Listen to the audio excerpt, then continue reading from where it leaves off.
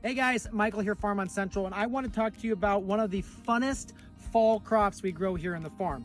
This is basically Roselle hibiscus, and it is called Thai hibiscus, and it's a super fun ingredient. You can actually make tea out of it. That's what we mostly do, is tea.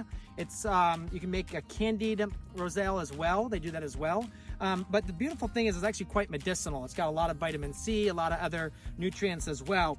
And we allow folks on the farm to come pick this. So you can come out here, we'll hand you some clippers, you work your way down, just snip off all the little red buds is what you're gonna take off. And this is what you eat, is the outside part right here, right there. But if you make tea, typically we dry the whole thing, and you're gonna actually put this in as tea as well.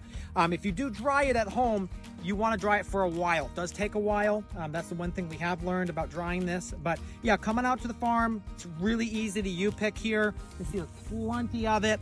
And we'd love to have you come try this new and exciting crop here at the Farm on Central.